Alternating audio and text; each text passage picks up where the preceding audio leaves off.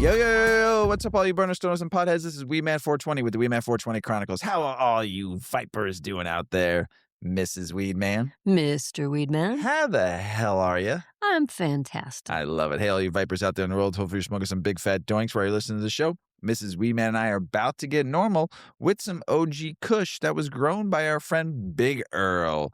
And OG Kush was first cultivated in Florida in the early 90s when marijuana strain from Northern California was supposedly crossed with Chemdog, Lemon Thai, and Hindu Kush, plant from Amsterdam.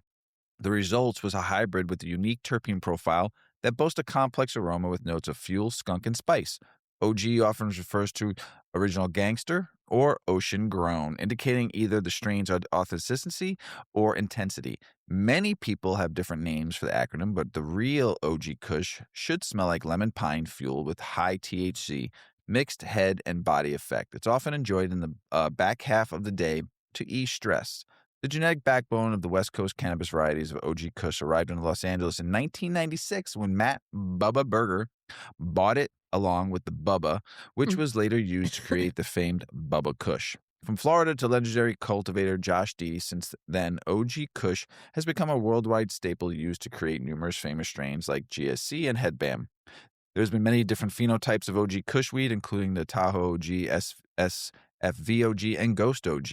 The most abundant terpene in OG Kush is myrcene, followed by limonene and caryophyllene, and this is the Josh D cut that Big Earl got to grow. So OG Kush also helps stress, anxiety, pain, hunger, relaxed, and then sleepy. Flavors are woody, pine, earthy, and we've been smoking this for a hot minute now. And we smoked it on the show when we first got it, and it is phenomenal. I love this strain at night. It is great. It does help me think a little bit too, but it does make me sit into the couch and want to do nothing but float into my thoughts. So while we're smoking, Mrs. Weedman's going to tell you a little bit about 8decades.com. Tell us about it, Mrs. Weedman. Yes. 8decades.com we established back in 2020, and we felt it was time to expand our brand. So we created an accessory line for flower users and really for anybody.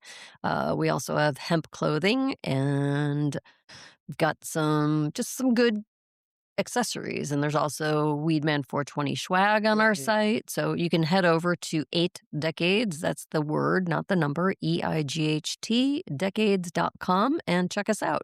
If you sign up for the newsletter, we will not bombard you with newsletters, I promise, but you will get free shipping on your first order. So check us out, 8decades.com. I love it. I love it. 8 Decades is great. If you haven't bought a rolling tray or a smoke set, you're missing out. That 16 gauge stainless steel, my goodness, that will not go anywhere. You can't even knock it off your lap. It's so heavy. You can stop a bullet with that thing. Plus the ashtray, the 3-piece ashtray, and the tool set. Amazing stuff. All dishwasher safe. It is a great tool to use for rolling, for just putting your bud out there and looking how pretty your buds look, for just doing the things a rolling tray does. There's curved edges so your weed doesn't fall out when you're scooping it up to put in your bowls or your joints, and it is a phenomenal tool. So please check it out at 8decades.com, because like I always say, you support 8decades.com, you help Mrs. Weedman and I keep on producing shows for you every week. So thank you, everybody. And we also like to thank all of our partners, dispensary partners out there in Illinois, taking care of us out there. We really appreciate you, and go check it out, and 8decades.com, everybody. Also, please subscribe to our YouTube channel. We are trying to hit 1,000 YouTube followers. We're at like almost 800, I believe, which is pretty great. And so please subscribe to our YouTube channel at Weedman 420 Chronicles. That would be awesome. And then also you can go to Buzzsprout too and also support the show by clicking on that link and donating to our show as a monthly member or one-time donor, just to help us out so we can keep on producing and pay our producer, Shoddy, because she's the best. So, our studio is still not done. We are in the painting phase of the studio. Carpet has been ordered. Be here in a week. And so right now, we are recording in a different room tonight, because we were recording in the makeshift studio, but now that's being painted. So we are now recording in our kitchen, which is corked walls, So the sound is actually really nice in here. So, yes, we have corked walls. Mrs. Weedman likes it because she just takes a little thumbtack and wants to put a note up for me to say, "Mr. Weedman, do this," and puts the cork on the cork wall. So, and it's pretty nice. So the sound in here is not traveling. There's no echo. Not too bad. No, because I went in the room, the studio. Mrs. Weedman is a rock star. She pulled all the carpet out yesterday when the painter was here and started to paint. And I went in the room and I said, "Hello, Mrs. Weedman," and there was like I was sounding in the mountains. Yeah, Hello, hello, hello. so Yeah. I was like, "Dan, where are we going to record?" And I said, "Well, let's try the kitchen out," and it's great. I am actually a little impressed. So with that, so Mrs. Weedman, Mr. Weedman. some sad news in the stoner burner Yep. pothead world. Bob Weir, one of the founding members of Grateful Dead, passed away. So, folks, lay back. Spark went up for the legend because today, right now, we're talking about the long, wild trip of Bob Weir, the rhythm guitar wizard, songwriter, founding member of the Grateful Dead, who passed away at 78 years old. Don't forget. Bob's family shared a statement saying Bob transitioned peacefully, surrounded by his loved ones after courageously beating cancer, but ultimately succumbing to underlying lung issues. Now, Bob wasn't just another guitarist. He helped build the whole jam band universe. Born in San Francisco in the late 40s, he met Jerry Garcia in his teens, and together they helped form and what would become the Grateful Dead. But don't forget, originally called the Warlocks back in the mid-60s. And what a ride it was. Bob's rhythm guitar style was one of those things you don't quite describe. You gotta feel it. He brought jazz, blues, folk, and straight-up cosmic improvisations into every show, and Deadheads followed them like modern-day pilgrims, night after night, coast to coast. And don't forget, they helped highlight and bring global recognized to the number 420. Don't forget, one of the founders of the term 420 toured with them and was a roadie for them. And that's how the term 420 spread like wildfire across the world. So he wrote and sang, led on many classics like Sugar Magnolia, One More Saturday Night, and Mexicali Blues, songs, Mrs. Weedman's fave, songs that still echo through campfires and basements everywhere. And also station wagons, big blue ones that the windows came down in the back and you stuck your head out while you're driving on the highway listening to trucking with your dad, because that's what I did. So, and even after Jerry Garcia passed away in 1995, Bob kept the spirit alive, rolling forward with Dead and Company and other projects, spreading that timeless vibe for decades and more. 60 years of music, 60 years of connection. That ain't nothing. Bob took the road hard, touring relentlessly and carrying the Dead's message of love, freedom, and togetherness. Of the original lineup, only drummer Bill Kreutzmann remains. Phil Lesh passed away in 2024, and the rest have drifted into the great jam in the sky. But here's the beautiful thing, everyone. The music never really stops. Bob Weir once said that there's no final curtain, just another turn in the groove. So as we sit here, joint and lighters in hand, smoking, celebrating the great Bob Weir, a storyteller, a vibe shifter, a true cosmic brother. His chords, his smiles, his spirit, they still ride on through those long, winding jams. We'll miss you, Bob. But like any Dead tune, you're still playing somewhere out there in the music. Ms. Weedman, Mr. Weedman. I know how much you love the Dead. Mm-hmm. Tell us a little bit about your first experience, maybe listening to it, or some songs that are your favorite. I had different groups of friends. Like once I left grade school because I went to a high school that was 45 minutes away from home, and probably 90% of the girls I went to high school with went to the local Catholic high school. So I went to a far off suburb and went to school with mostly people I didn't know. But we always joked because that school accumulated extra students as the years went on, and those were students that would not do so well at the Catholic school. I called it the bad girl school she went to. Yeah, I was also at a Catholic girls' school, but we were like the bad girls on the hill. And so the girls that got kicked out or didn't do well at, other schools would transfer over. So little by little, girls from my neighborhood would start attending that school with me. Like in grade school, I don't have a lot of Grateful Dead memories because I don't know. It just didn't hear it as much. My dad was more like classic rock and roll, which you could say the Grateful Dead fall into that genre, but it just wasn't something that was always played at home. So I knew of them. I knew some songs, but not super like well versed in it. And in high school, some of those girls from grade school became like kind of evolved into their natural hippie selves. And so there was a handful, like this group from the neighborhood that were like deadheads and just kind of hippies, right? And we all kind of hung together. There was this kind of people and that kind of people. Like it was a pretty diverse mix of people that all hung out in the neighborhood together. But one particular friend, Mike Murphy, who was a just a solid, really good guy. And his nickname was Ungie. And Ungie was just a fucking deadhead. He was a wake and baker. He was chill. He was cool. He was like just a super cool guy. And he loved the Grateful Dead. And unfortunately, Ungie died in a tragic car accident when I was in high school.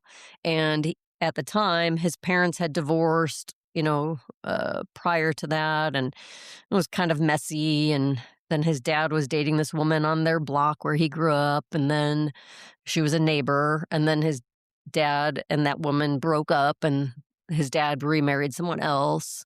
And Ungie was mad about that and didn't get along with the stepmom. So he moved in with Mary down the street, his dad's ex-girlfriend. And Mary Hinchy, was just this generous, wild soul. She was just the coolest lady. She took Ungie in, and that meant she took in all of Ungie's friends. So it was just an open door policy. The house was never perfect, but it was always warm and filled with laughter and just goodness. And so I just remember days and hours of just sitting in Ungie's room that would be filled with friends, or we'd be in the basement and always the Grateful Dead was on. So Nice. Truckin' and all those classics were always playing in the background, and it like framed so much of my stoner getting high references in my life. Right. Because that was really like it was just cool times, and it was just always fun. There was beer, but there was no like heavy drinking. There were shrooms, but there was not like crazy like why it wasn't crazy wild. It was just always chill and cool. Stoners in the basement. Yeah. It's always chill. So, and Grateful Dead was always part of it. So, and then I did get to see Jerry Garcia and the Grateful Dead at Soldier Field when I was about 20. So that was really cool to experience. Yeah. I never got to see the Grateful Dead. Yeah. My Uncle Lewis, the truck driver, though, has a trucking tattoo on his That's cool. arm, and he is a huge Deadhead. He's seen them, I think, like 6 times, he told me, and just loved the Grateful Dead. So I never got to see Grateful Dead, unfortunately. But I'm glad you did. Yeah. I got to see cool. him once. It's Yeah. amazing. With Yeah. Jerry Garcia still alive. That's even better. Yeah. And the whole band. So amazing. Amazing. So Bob Weir, rest in music, rest in peace, rest in power, rest in love. Yes. We're going to miss you. Thank you for the gift of your music. Yes, absolutely. So enough tears. You ready to get the show started, Ms. Weedman? Let's do it. Let's do it. All right.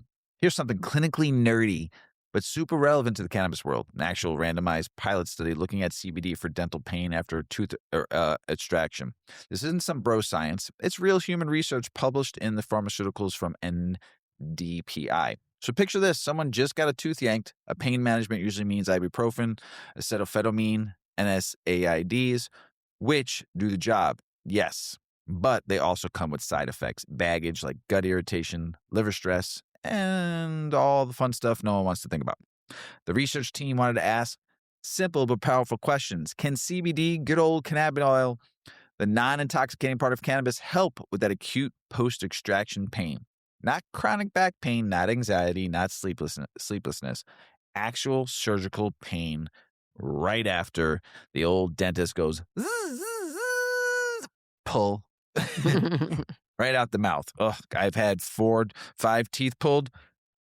They're not fun. Here's how they set it up.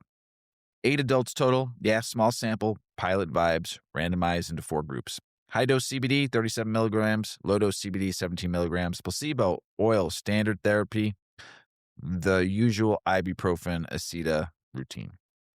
Everyone used the oils or pills over 7 days and rated their pain in real time using text. Now let's talk what's actually happened.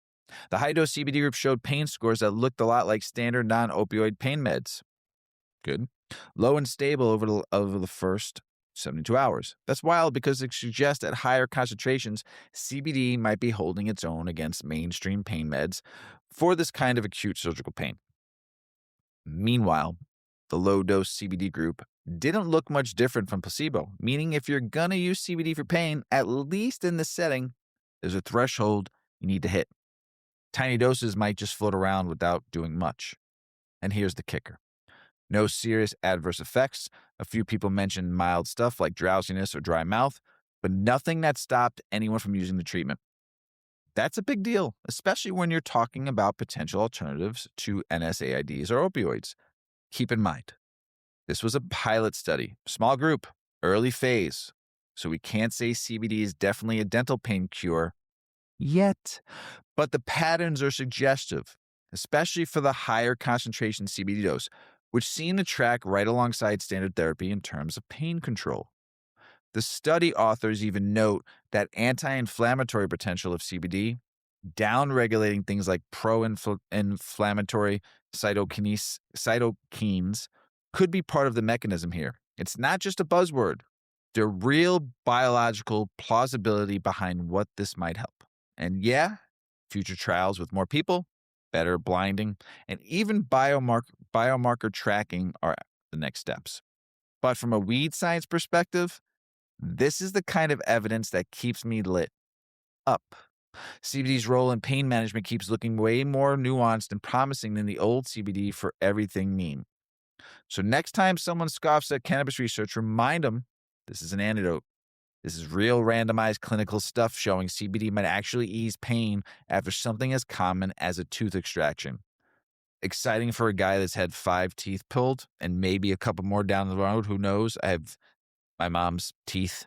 I guess I was not blessed with good teeth. My back teeth all grew in hollow, so they crack and fall apart, so they always have to get pulled. It's a terrible, terrible thing. Yeah, it's the truth. Mrs. Weedman's looking at me like, what? Well, it's not Yes. like you're missing any teeth. I am missing one up One. there that got pulled, and I didn't want to. It's so on the far back. I'm like, I don't want to spend another $5,000 putting a fake tooth in there. So, but yes, I have had 5 teeth pulled, and I've had 4 out of the 5 replaced. One with gold. If you ever see Mr. Weedman, ask him to see his gold tooth with the weed leaf in it. I will give you a smile, and you'll see. Bling! All right, 2025 was a good year for cannabis health studies. Mrs. Weedman's going to tell you about the top 10. Tell us about it, Miss Weedman. All right. Research into cannabis health effects in 2025 continued to defy regulatory barriers, especially in the United States, where federal funding remains restricted for benefit-focused cannabis science. Despite that, academic and international studies advanced our understanding of how cannabis impacts behavior, physical health, and public health outcomes. So, we have adult use trends. A large study from Berkeley found that adult cannabis use rates in California stayed steady for years after legal retail access began, challenging the assumption that legalization inherently leads to more use. How about teen use? A separate analysis in the International Journal of Mental Health and Addiction showed no uptick in daily cannabis use among teens after adult use legalization. In some groups, youth use even declined. And we have driving and THC detection. So as I'm reading this, you might be saying, oh, you've talked about this before. So this is kind of a recap of a lot of what we brought to the show in this year's episode. So if you might have heard this in it's a nice 2025. little, yeah. Nice little recap Mrs. Weedman is doing. Yeah. So driving and THC detection. Researchers at UC San Diego tested drivers after cannabis use and found that trace THC levels days after consumption did not correlate with impairment in driving performance. And of course, every time they mention that, they then follow up with, we're not saying that it does not impair your driving, so please don't drive while you're high. So there's my PSA. Whoops. 4. Alcohol and cigarette use after legalization. Well, clinical data showed declines in drinking and smoking among certain groups after cannabis legalization, especially among degree holders and 30-somethings, which could be substitution effects because cannabis is possibly displacing alcohol and or tobacco. Positive. We are seeing that everywhere, right? I mean, it's dry January, but it is also like people have left the table and they are not going for alcohol anymore. And that just brings us back to the whole like hemp like ban Yeah. conversation Yep. and all of those THC drinks that you can now get in your local drinking establishment will be gone.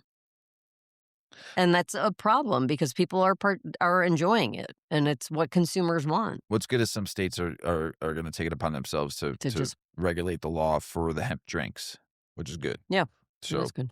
yeah, they do it anyway with right now with regular, cannabis, Mhm. sativa, so we'll see, Yep. I hope they do. Yeah, I do It's a too. big industry. Yeah, and it's a lot of jobs. Yep.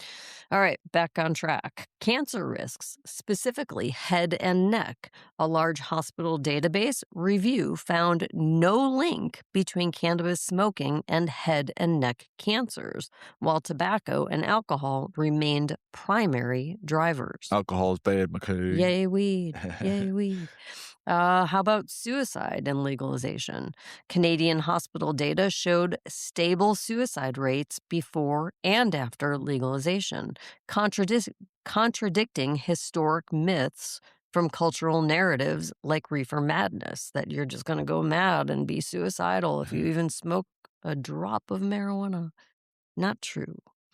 Okay, cannabis versus the risk of unwanted pregnancy. A University of California, San Francisco led study found that heavy alcohol consumption, not cannabis use, increased unwanted pregnancy risks in women wanting to avoid pregnancy. Once again, smoke weed, don't drink. Heart attacks and strokes in older adults. Research on older adults with coronary disease found no increase in heart attacks, strokes, or death associated with cannabis use over several years. Um, I will note as like a little PSA on that, that there are some people who have heart issues and it is risky or dangerous for them to smoke cannabis because cannabis can affect your heart rate. It can, if you're like having a very high THC and very indica prevalent, prominent, I'm really high. Sativa. No, sativa makes you up. Right, well, When I'm make your talking heart rate. I know, but I'm talking about the down. Oh, Sometimes you yeah. feel like, "Am I Oh, even like you. alive? Is Yeah, my your heart heart rate is going?" so low as Because it I have is. really low blood pressure. So if I have an indica and I'm really baked, sometimes it's like, "Oh, is my heart working? Is it even in there?" And then, yes, when you can have a high sativa and you've got, like, heart racing palpitations and you think you're having, what's going on with my Yes. heart?" So anyway, that's just a little side note. All right, moving on. Long term cannabis use and blood pressure. A 35-year-old cohort study found no link between lifelong cannabis use and high blood pressure, heart abnormalities, or arterial disease. Interesting. Opioid death rates and dispensaries. An observational data dive suggested that areas with legal dispensaries saw up to 30% lower opioid overdose deaths, pointing to potential exit drug dynamics. Yay for weed. Yay, weed. 2025's cannabis research landscape continues to break away from stigmas and outdated beliefs about cannabis use. The big story here may not be that weed is good or bad. Instead, it's about how complex real-world data challenges old assumptions about cannabis use, policies, and their health impacts. We look forward to seeing what research and data in 2026 brings to the table. There you go. Yep. Love it. This article talks about medical cannabis and ALS, a tough topic with real human impact and some intriguing cannabis science behind it. The story comes from the Fresh Toast, breaking down the latest on medical cannabis and ALS. ALS, the amyotrophic lateral sclerosis, if I pronounced that right. Also called, this one's a good one, easy for me to remember, Lou Gehrig's disease, first baseman for the New York Yankees, one of the greatest players of all time, is one of the most neurological conditions that hits hard. It's progressive, affects motor neurons that control voluntary muscles, and eventually leads to things like muscle weakness, trouble speaking or swallowing, or even respiratory failure. There's no cure, and most people live only 3 to 5 years after diagnosis. Now, here's where cannabis enters the conversation. For years, the ALS world has been focused on slowing disease progression and managing symptoms because quality of life matters so damn much when the clock's ticking. And people with ALS are not just waiting, they're exploring options, including medical cannabis. Cannabis brings a menu of compounds, most notably THC and CBD, and they interact with the endocannabinoid system, which helps regulate pain, muscle tone, mood, appetite, even inflammation. That's a big deal when the nervous system is under siege. Preclinical animal trials, so we're talking lab research, suggest cannabinoids might have antioxidant, neuroprotective, and anti-inflammatory effects, potentially slowing the degeneration of motor neurons, the very cells ALS destroys. But here's some real talk. That's in animals, not conclusive in humans yet. More critical trials are needed.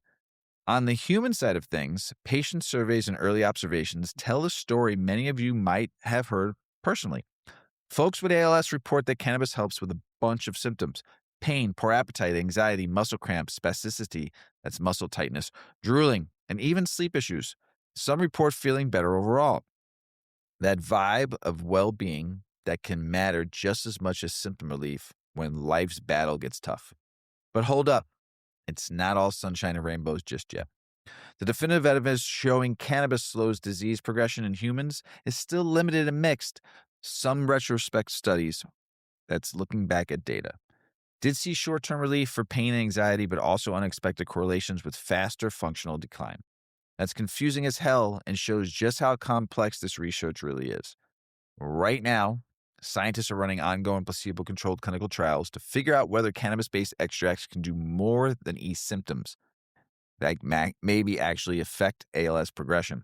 Until those results are in, doctors, patients, and caregivers have to make decisions based on individual needs, clinical judgment, and legal realities of medical cannabis in the state or country. Here's the real takeaway, and it's important. Medical cannabis is not a cure for ALS. Anyone claiming that it's oversimplifying something incredibly serious. For some folks, under proper medical supervision, cannabis can offer meaningful relief of symptoms that really affect day-to-day life. So whether it's helping with pain, easing muscle cramps, stimulating appetite, or just giving someone a bit more comfort in the night, cannabis is part of the evolving picture in ALS care. We celebrate the potential, respect the science, and watch the research like it's my new crop on 420. So I love to see more trials on this. Really like to see them get down and dirty and get this, see if it really helps. I mean, ALS is a horrible, horrible disease. It's just, I mean, it's taken so many lives and there's no cure, like it said, and it's just brutal to watch people fall apart. It's just sad, and I feel sorry. And hopefully, cannabis can be a way to help them get through all this, and maybe one day they'll find it to maybe help live a better life, a little bit longer of a life. We'll Yeah. see. Go weed. So here's something really cool too. CBD has substantial promise to combat tumors, for cancer. And this is scientific review, right, Mrs. Weedman? That's why I love giving you the scientific review stuff. You like it because you know it's coming from science, right? Yes. And this is about CBD too, which is we've been reading a lot about CBD, and we've always read a lot about CBD, but I love it because it just gives the plant more and more for people to take on. Not just only THC, but all the other minor cannabinoids, and hearing that, elderly folks are going to be able to get that, taking $500 a month or a year, I can't remember, on their Medicare. So to get covered. Amazing. Yep. Yep. So tell us about Miss Weedman. Yeah, and I also wanna point out, for some people who may not really realize it, that we do have a lot of research, we do have a lot of studies, we do have a lot that comes from universities, but there just hasn't been, the amount of positive research that needs to happen for cannabis, and that really falls into the fact that it's federally illegal. So colleges aren't going to get, universities aren't going to get funding, and they're not going to get grants that go to contributing to any of this. And hospitals aren't going to get grants, and research centers aren't going to get money and funding because it's illegal. And so there has been studies done, and we tend to kind of repeat a lot of these kind of redundant topics of research because that's the areas that they've invested in for whatever reason. I don't really understand how all of that works, but and the University of Mississippi has for over what 50 years or so been studying and researching Yeah. cannabis, but it generally tends to be the adversities and the downfalls of what cannabis can do. So anytime we can bring positive research to the table, we are happy to do so, to share the strengths of this plant and to continue advocating for plant medicine. And Absolutely. hopefully, not only, I mean, would it be good for the scheduling of cannabis to change to Schedule 1? Yeah, right? Or to 3, I'm sorry. Of course it would be good, but really that doesn't get to the ultimate goal of the plant just being free. That's what needs to happen. We Yeah. need federal laws to change. And then the whole just Whole new it's like a world. whole new oyster opens up and real research can happen, and oh wow, god, it'll be really interesting to see that happen. So CBD has substantial promise to combat tumors from cancer. This is a scientific review. In the world of cancer research, a new scientific review published earlier this month highlights growing interest in cannabidiol, better known as CBD, as a potential tool against tumors. Cannabidiol is a non intoxicating compound found in marijuana that has already been studied for its anti inflammatory and symptom relief effects. But in this review, scientists look specifically at how CBD might act on cancer itself, not just the pain, nausea, or stress that often come with the disease.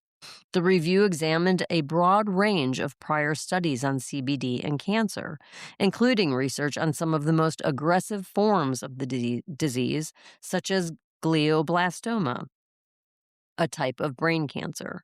Across these studies, researchers reported that CBD holds substantial promise as an anti tumor agent. We're not talking about symptoms, we're talking about treatment. Crazy. Because it appears to interfere with fundamental processes that cancer cells use to grow and spread. Should I repeat that? CBD appears to interfere with fundamental processes that cancer cells use to grow and spread. Whoa. That's big. Yeah. In laboratory models of colon cancer, for example, CBD was found to disrupt a receptor called GPR55, which helps tumors grow and invade surrounding tissue. Blocking that receptor slowed cell division and, in some cases, made tumors more responsive to standard chemotherapy drugs. Wow. In other experimental systems, CBD treatment was associated with lower activity of genes linked to aggressive cancer growth and higher activity in stress pathways that can slow tumor progression. Studies of lung and breast cancer models showed that CBD's effects can differ by cancer type. In non small cell lung cancer, combinations of CBD and another marijuana compound, THC, appeared to reduce tumor growth by affecting the biological process that enables cancer cells to spread. Wow. Mm. In breast cancer models, CBD was shown to halt cell cycles, trigger programmed cell death, and activate autophagy, autophagy, I think, a process in which cells essentially begin to digest themselves, which can limit tumor survival. Wow. These are big, big findings. Yep. Despite these laboratory and preclinical findings, the scientists who authored the review emphasized that CBD's potential as an anti-tumor agent has not yet been fully validated in large controlled clinical trials. And that understanding how CBD might work in the human body remains a key research frontier. So that's the level of research that we just can't get to yet. They also noted practical challenges, such as the fact that CBD is poorly absorbed when taken orally and is heavily broken down by the body before it reaches tissue like tumors. Hmm. Interesting. Still, the review concluded that CBD's ability to inhibit cancer growth, limit metastasis, and angiogenesis, which is the development of new blood vessels that feed tumors, and it possibly enhances the effectiveness of chemotherapy, which positions it as a compound with real scientific promise. The authors called for carefully designed clinical studies to determine whether the anti-tumor effects seen in the lab can translate into meaningful benefits for patients with different types of cancer. Pretty positive information, so let's just hope that research can continue so we can learn more about the benefits of CBD. Nice job, Ms. Weedman. Thanks, Mr. You were Weedman. pretty positive about that one. You were like, yeah, Mm. CBD, yeah, let's go, CBD.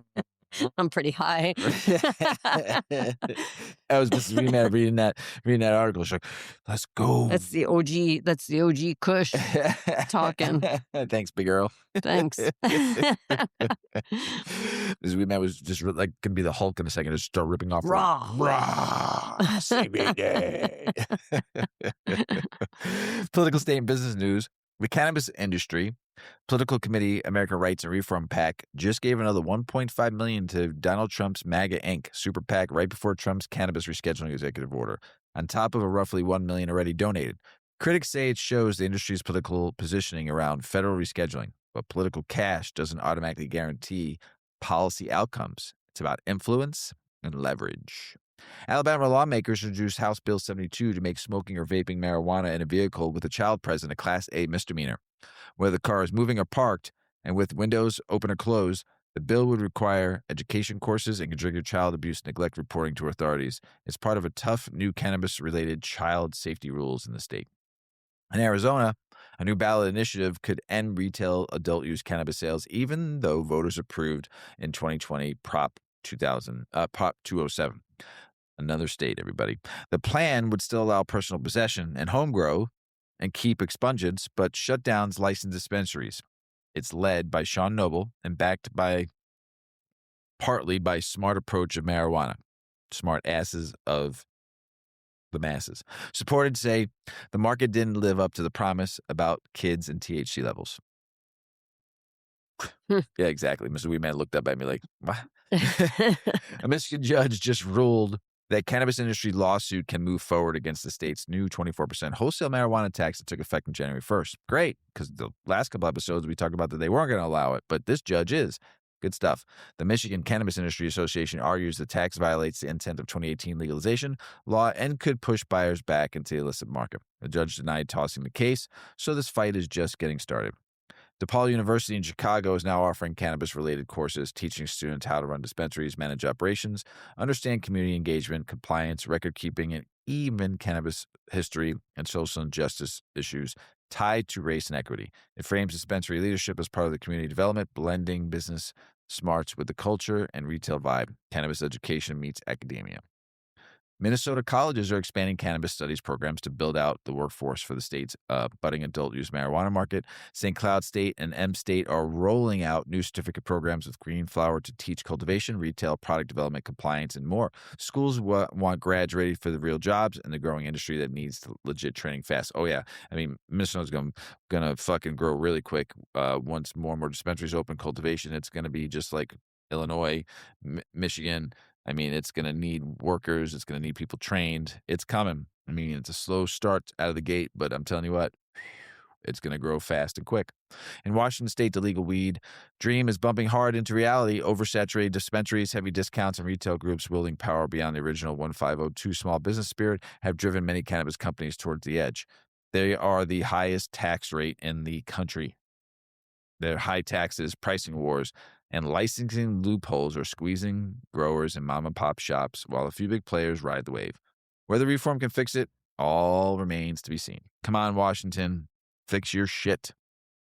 Congressional leaders just dropped a plan to block marijuana rescheduling in key spending bills and instead kept language that protects state medical cannabis programs from DOJ interference.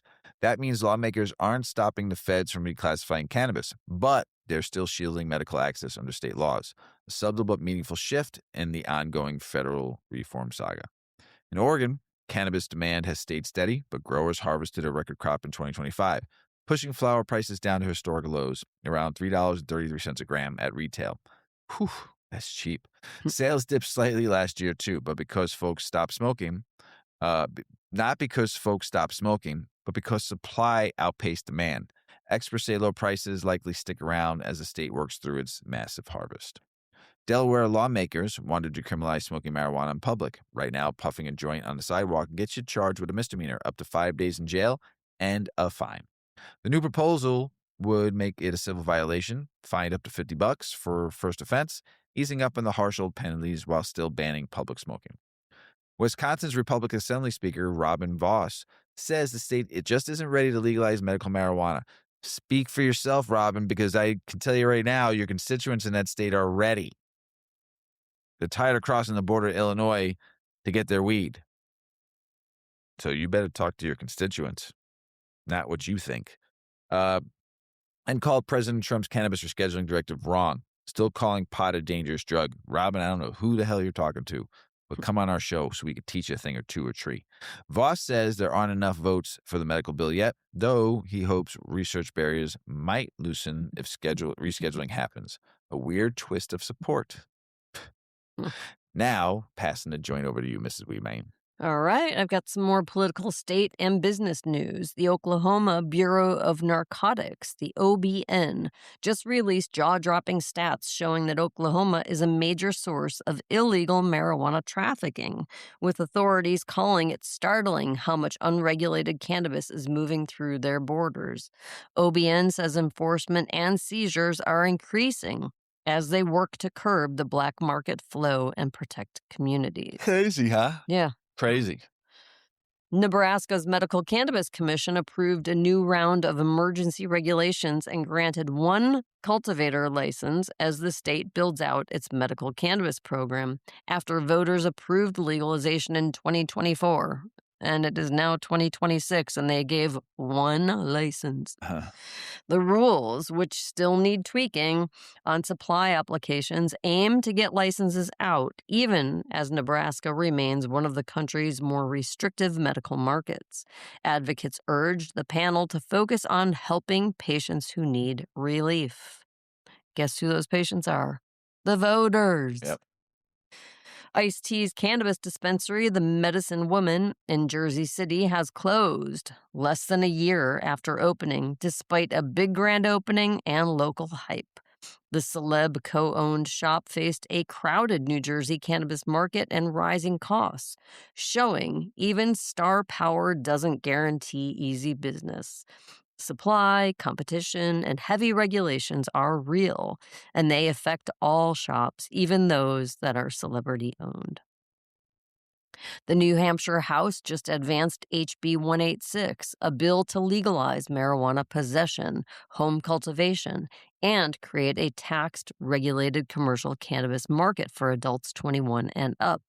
Supporters say it aligns state law with public opinion and could shift law enforcement's focus, while opponents still worry about business structures and rollout.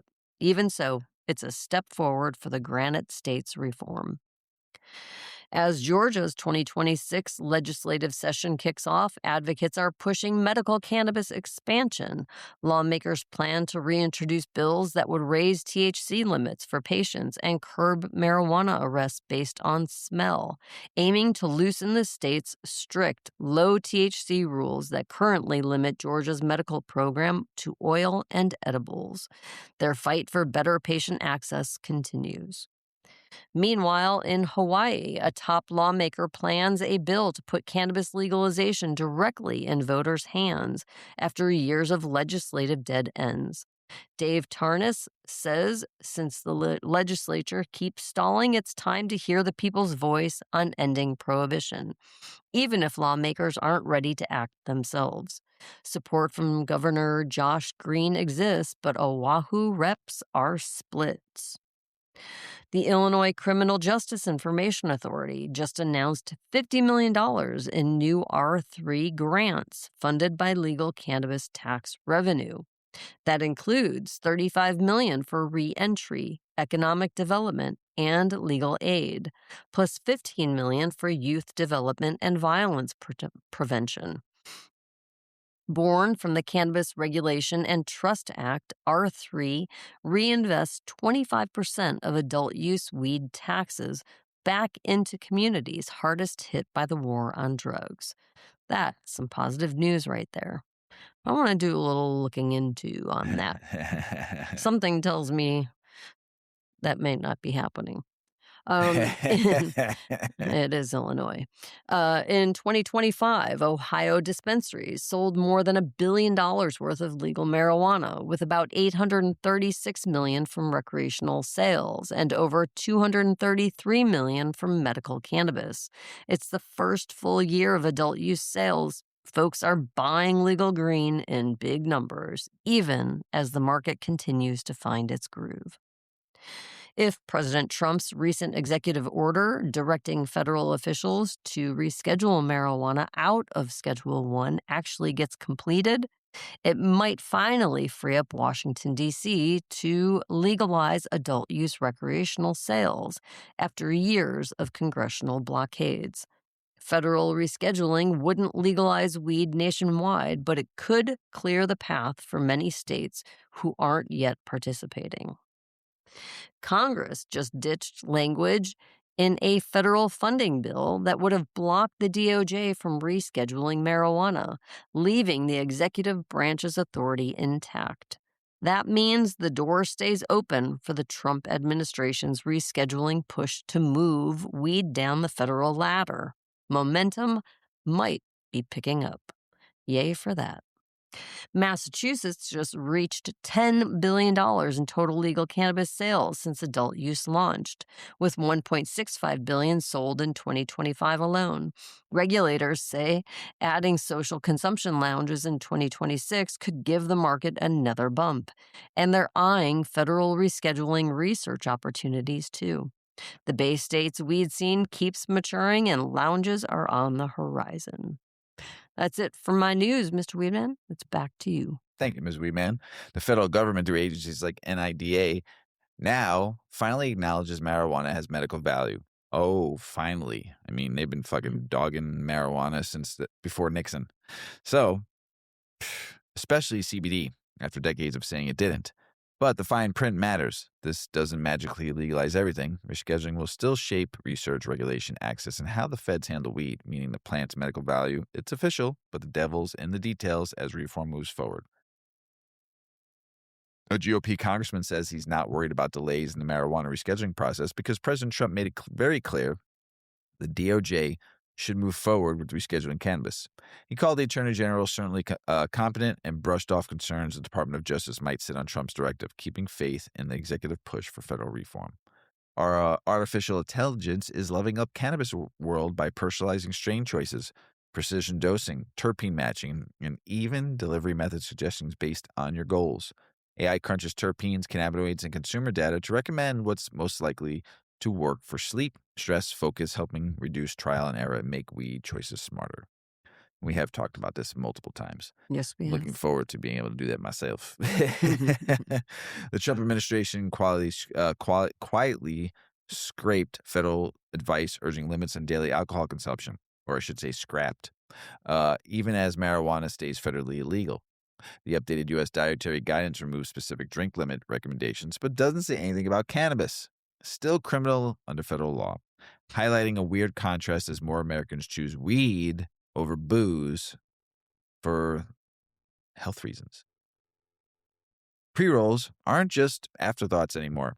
In 2025, over 310 million pre-rolls were sold, generating nearly $2.8 billion. Can you look up how many cigarettes were sold in 2025? Generating nearly $2.8 billion, grabbing a 15.8% market share behind flower and vapes. Ready to smoke joints, especially infused and hybrid varieties, bringing convenience, bigger baskets, repeat visits, and retail mojo, making pre-rolls a cornerstone of modern cannabis retail growth. How many? Global cigarette sales were around 4.6 to over 5 trillion Holy shit. units with revenues in the hundreds of billions. Yes. What about That's global. global? What about the United States? US. Let's see. How many? While you're looking that up, I'll read the next one. Cannabis retail is shifting from just transactions to empathetic simplicity, where stores make shopping easy, honest, and welcoming instead of overwhelming customers with menus and jargon. Brands that listen to real people and embrace clear and intuitive design, plus empowered budtenders, build trust and loyalty, meeting folks where they are in their cannabis journey. How many in the United States? They don't have their numbers in yet. Oh, really? Yes, because it's on a long-term decline. They don't want their shareholders knowing. Downturns. Yeah, but pack volume has decreased from 9.23 to 5.61 billion packs between 2016 and 2024. So Gotcha. that's like an 8-year period. Gotcha. So So I don't know. probably about a A lot. billion. Just let's say a billion lot. cigarettes. Yeah. Not close yet, but we're getting there. Pre-rolls. Yeah. We are getting there. 310 million here in the United States is no joke, and $2.8 billion. No joke for just 2025. What have I been talking about for how many years now about pre-rolls? Since That's the way to go. 2019, I've been talking about pre-rolls. People like convenience. That's it. Grab and go items. All you dispensaries out there are finally listening. I don't know if you listen to the show or you listen to me when I'm on the streets, but I've been talking about pre-rolls for a very long time. Glad you're finally starting to take advantage of it. 2.8 billion reasons why you are. Alabama doctors can now apply for medical cannabis certification permits after the state finally issued dispensary licenses. Physicians with active Alabama licenses for 4 hours of cannabis training and board approval can recommend patients to legal medical weed. 9 cities, including Birmingham, Athens, Mobile, Oxford, Montgomery, Cullman, and Talladega, are set to have dispensaries, moving Alabama's medical cannabis program forward.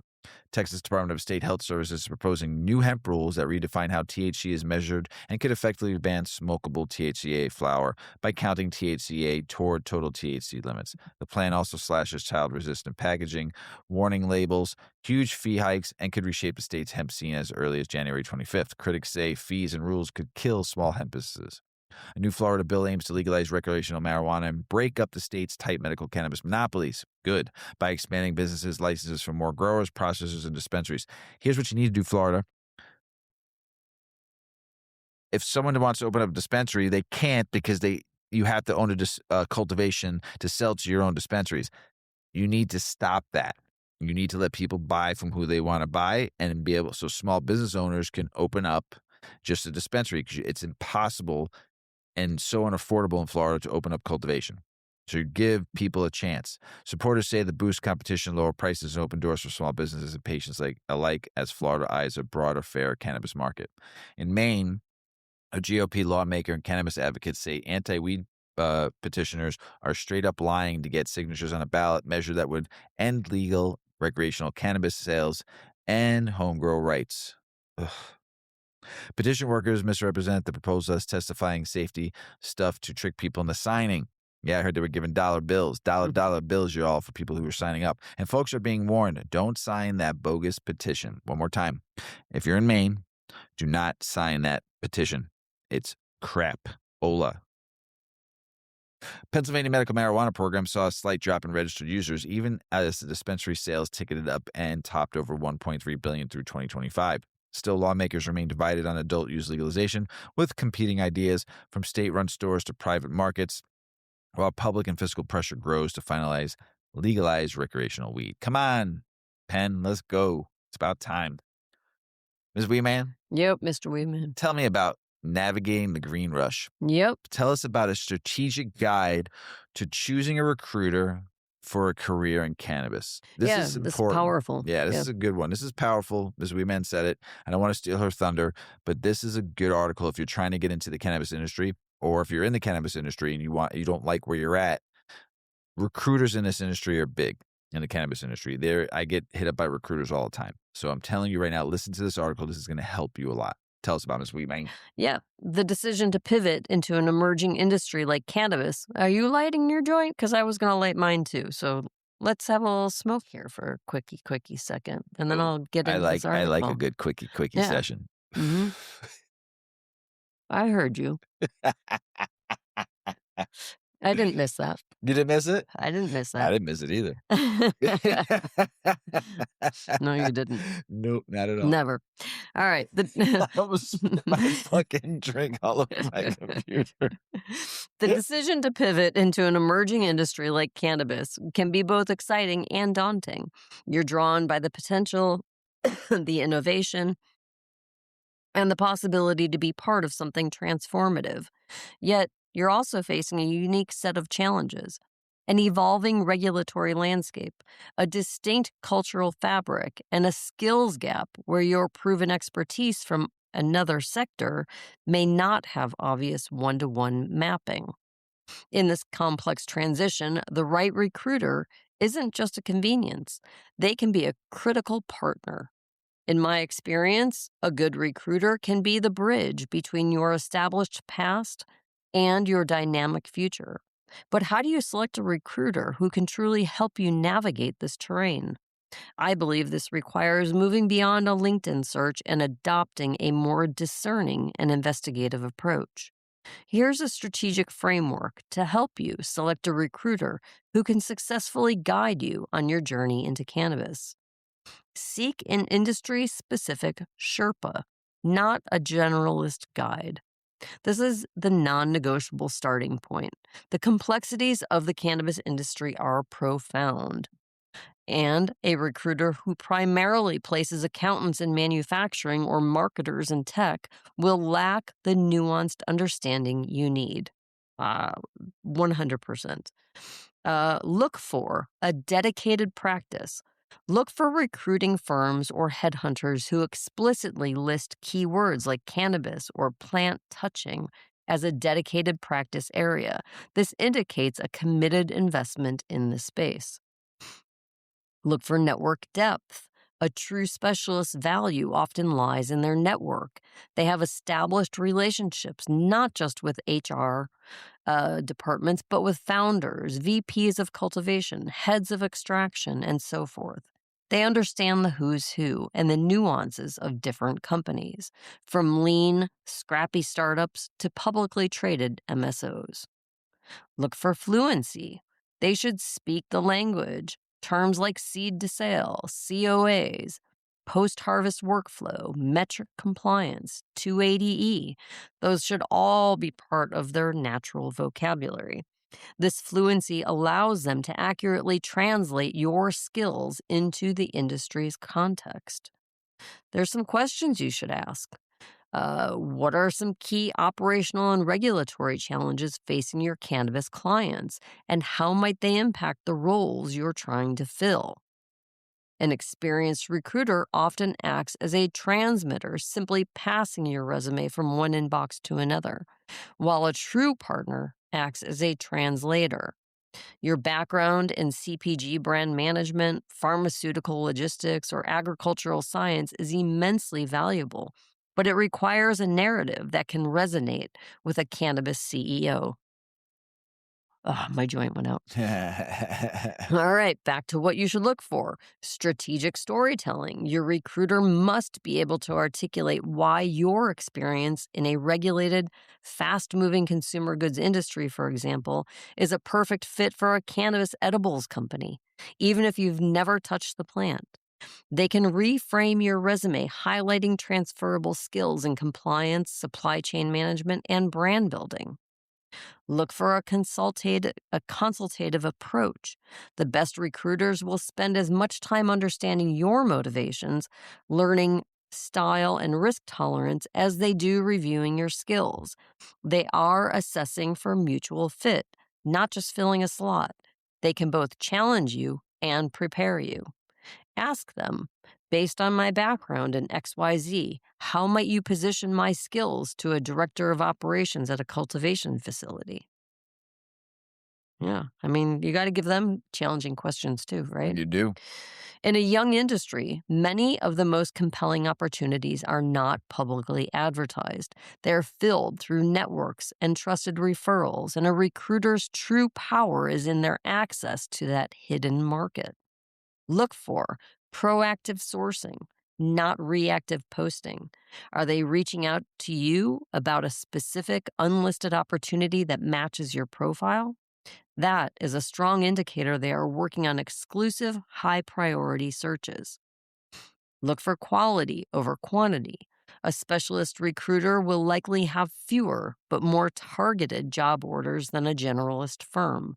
This is a positive sign. It means they are focused on roles where they can provide deep value and have a direct line to the hiring manager.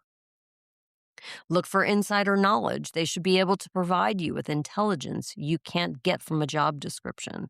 The company's funding status, the team's dynamic, the founder's background, and maybe even some real challenges behind the role. Ask them, what percentage of the roles you are working on right now are not posted on public job boards? Can you give me an example of a recent placement you made that was never advertised? The culture in cannabis can be a unique blend of activist passion, entrepreneurial hustle, and scientific rigor. A company producing artisanal cannabis from living soil has a different ethos than a large-scale MSO focused on operational efficiency and national branding. A misalignment here is often the primary reason for failed placements. So, look for value based matching. Your recruiter should probe your motivations. Are you driven by patient advocacy, the science of the plant, the business of branding, or the engineering of large scale production? They must understand the cultural spectrum within the industry to place you where you can thrive. Look for candid counsel. They must be willing to tell you hard truths. They might advertise that your corporate Fortune 500 style may be too rigid for a certain startup, or that a company's move fast and break things mentality may not suit your methodical approach. This honesty saves everyone time and heartache. Ask them, beyond the job description, how would you describe the culture and the working style of the teams you're connecting me with? Where have you seen professionals from traditional backgrounds struggle to adapt? And where have they excelled? Good questions. Your career pivot is a strategic investment. The recruiter you select is the lead architect for the project. By choosing a partner who embodies industry specialization, strategic translation, exclusive access, cultural intelligence, and unwavering professionalism, you transform a daunting leap into a calculated, confident stride. In the fertile ground of a new industry, the right guide doesn't just open a door, they help you build a foundation for long term success. So, powerful, I think. Not even Yeah, think. No. that's super good. Yeah, for all of you out there looking to get in the cannabis industry, or actually any industry, but if this is specifically for the cannabis industry, great job, Rolling Stone magazine, by bringing Mhm. this up. Um, I would definitely take that. What Mrs. Weedman just read, we'll also put that on our as a the article. It'll be on, The link will be the on link the will be yeah. on there so you can read it. But finding a recruiter, or if you get calls from a recruiter, I happen to have a recruiter that has been very good to me. He didn't help me with the last 3 jobs I've gotten in the cannabis industry, but since I've been in the cannabis industry, I've gotten to know him. His name is Pasquale. He works for Flower Hire. Really good dude, and I'm gonna, give him a shout out because not only has he called me to let me know about jobs, and we go through the whole thing and we talk, but we've also become somewhat of like phone friends. Like, he'll call knowing I might not be looking, but asking my advice or my opinion on candidates or who I might know and then gives me the description, and then I kind of think about, okay, let me find out. There's some people I might know in my repertoire this job would be good for, and I lead them to Pasquale to help them out. That I know people are looking for jobs. So, but not only just to check on, just checks on me in general. How's life going for you? How things going in the cannabis industry? What's the pulse? I like to call it when someone likes to check your pulse, see if you're still alive out there. You know, you might not hear from a family member or for a friend for 6 months. You're like, whoa, I haven't heard from this fucking person. You got to check their pulse every once in a while. Mhm, You know, give them mhm. a quick little text, a phone call, boom, boom, boom, and that's what Pasquale does for me. Likes to check my pulse here and there just to see how I'm doing in the industry. That's a good recruiter. That's also a good salesperson. It's also somebody who's a good communicator, right? Mhm. Three big things right there you need to understand. And it's a really good way to be able to get in this industry a little bit quicker than just going to a website and applying or going to a LinkedIn link and applying. These recruiters are there to help you get a job. They get paid to do that. It bypasses all the fucking AI bullshit now you have to go through before you even get a call from the HR department if they call you. And most of the time, you don't even get a email back anymore when you apply to something. The recruiter's there to be that bridge, right, Ms. Weedman? Yeah, To be yeah. that bridge to get you to that interview quick, to see if that job is right for you.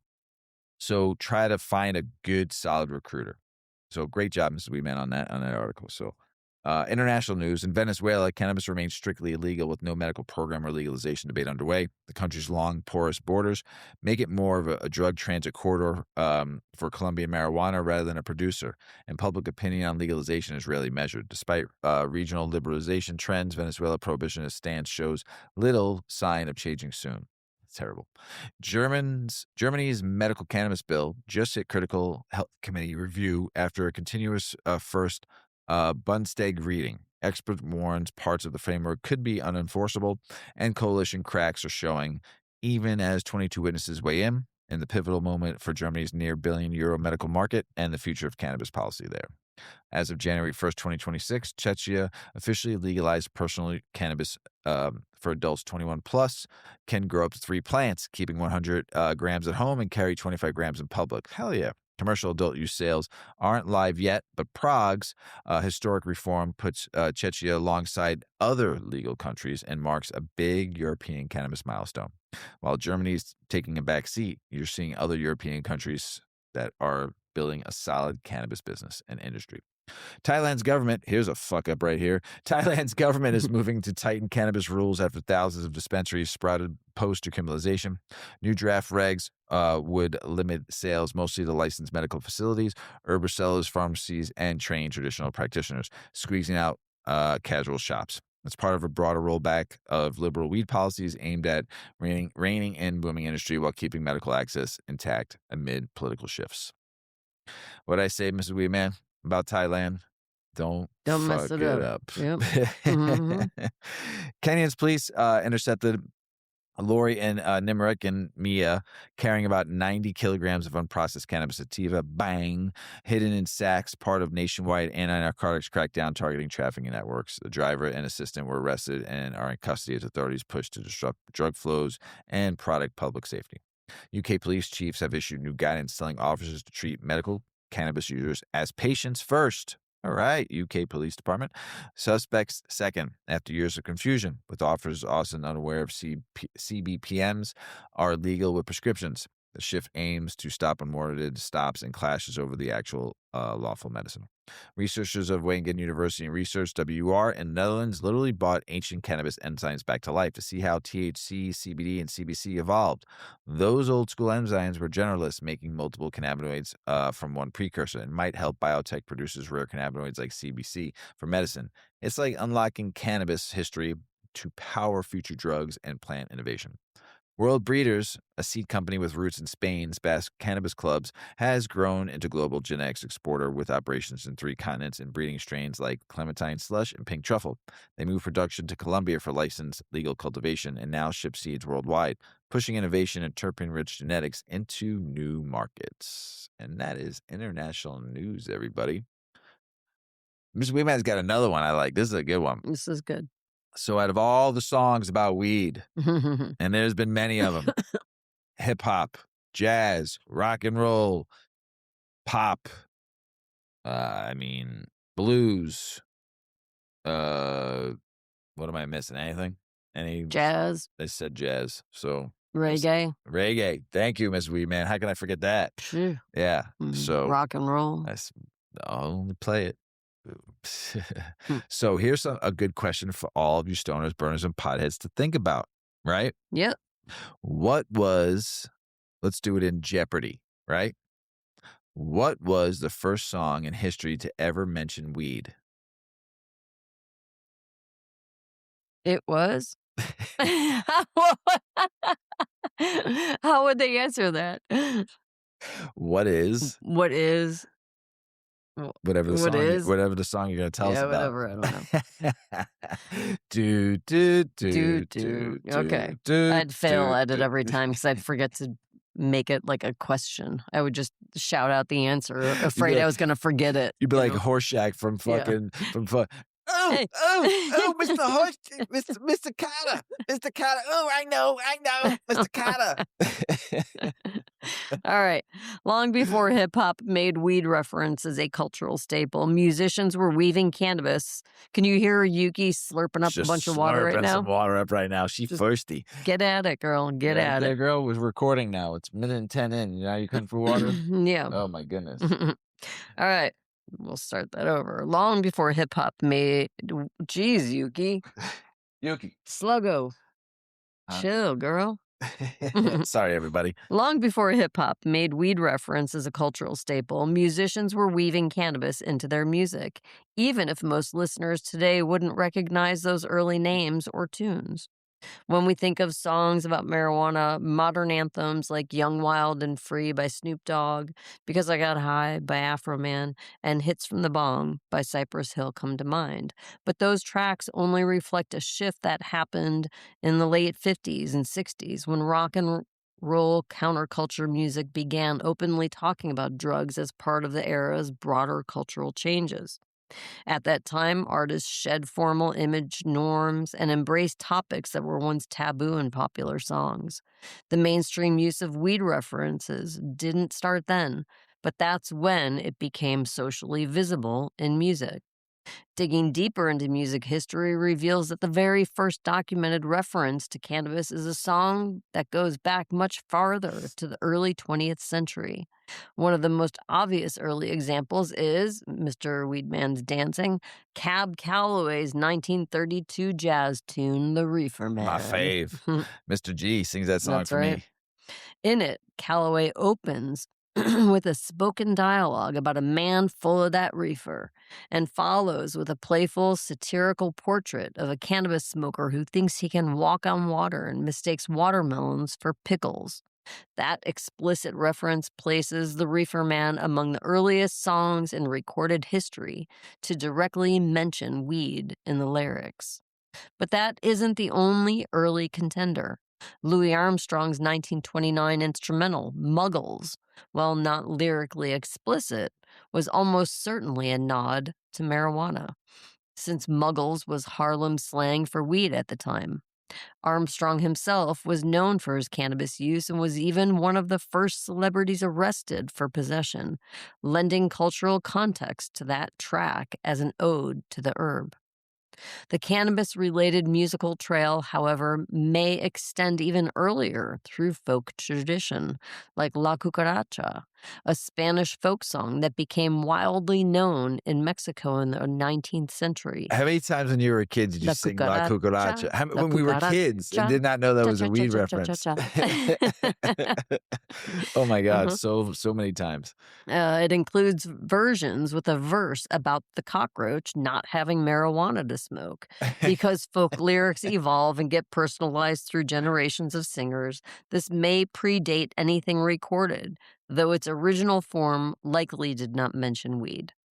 These early songs, from jazz to folk, show how references to weed have long appeared across musical forms, long before it became commonplace in pop culture. Over time, as society's relationship with cannabis evolved, explicit mentions moved from coded slang and instrumental homage to outright celebration in lyrics across genres. Hey, Mr. Weedman, let's turn on some weed tunes and get baked. Hell yeah. All right. We will as soon as we're done recording this show. Since we've been in the new home, our old home had a TV in the kitchen, right? So we were able to watch TV. We don't have a TV in this kitchen. I don't think I want one now. I've No, been kind of enjoying it's just kinda nice. we've been having music on more so than ever, playing in the kitchen and in the living room, and I kind of like it better than having a TV on and just staring blanklessly at the TV while we eat dinner and just listening to good jazz or good blues or Right. good rock and roll or good hip hop, good reggae, and while we smoke a little J while we're cooking and eating and having some fun, and just I've enjoyed listening to music more in this house because we don't have a TV in front of us. It's kind of Yeah. nice. Kind of really nice. So great job on that article, Miss Weedman. So, Thanks.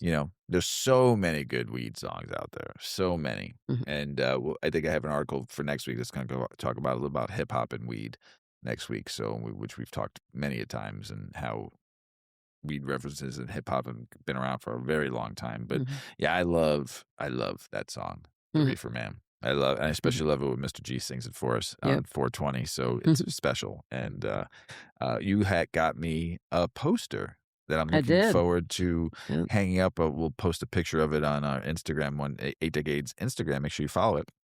A big poster. It won't fit in the studio, unfortunately. But I'm excited to put it in our basement and have it hung up by my bar somewhere, which is going to be great, my weed bar. And yeah, it's oh man, this poster's great. Mr. Weedman found it for me online, and I cannot wait to frame it and hang it. It's special. Thanks, Mr. Weedman. Sure, Mr. Weedman. Mr. Weedman, Mr. Weedman. that's the end of the show. Yeah. You got anything else to say? Flu's going around. Wash your hands a lot. It's not pleasant. That flu A is a It's not bitch. fun. That flu A sucked. Mr. Weedman finally getting over it. Yeah. So, and there is, some people may not know, because I had no idea, there's a flu test. So you can buy a COVID test that also tests for flu A and B. Yeah. And what's the point? You might be like, why the fuck would I spend money on that? But it's kind of nice to know, like, hey, I got the flu out of the way. Yeah. I mean, Yeah. if you're sick and you feel like you're dying, you might as well find out what it is, and then you could be like, check, won't have that again. That flu A has been knocking people on their ass It's for rough. like 10, 12 days. I mean, I've been reading people listening to people talk about it going, I was knocked out for like 2 weeks, but the first week was like brutal. Like, this is not COVID, we're talking about here. We're talking Not about me. I was pulling carpet, and I've been working. not the first 4 days No. you weren't. Fuck no. All right, everybody. Fuck no. But we got a little crazy there. I was the first 4 days, Mama Tutu came up and cooked dinner. Mama, my mom would be like, "What did you call me, Mama?" Mom Tutu came up and took care of you for a day, and then Mr. Weedman and Yuki made sure Mrs. Weedman could not get out of bed for 4 straight days. By that Saturday, you forced yourself to get out of bed because we had some shit we had to do. But yeah, you were. I've never felt a person so hot before in my. I mean, I was a radiator. Yes, you were. You were hot, like 105 to 110 No way, degree hot. I was not. I'm not talking about like your internal. Your body was fucking. If I touched your skin, I was like, holy smokes, you're fucking on fuego right now, like burning for like 4 straight days. If I was cold, I would just lean up against Mrs. Weedman. I'd lean warm up right up. and Yeah, get I warm. like, holy smokes, Mrs. Weedman, hot, hot, hot. Wow, I couldn't believe how hot you were. But yeah, it was rough on you. Yeah, it took you out 4 days. Yeah. You didn't have fake COVID this time, that's for sure. No fake COVID there. Mr. Weedman's just jealous because when he gets COVID, he's like Or the death. flu. And when I get beat it. COVID, I like go I do beat gardening. the flu in one and- day. Yeah, I was getting it, you were getting it. and I spoke my body out of it.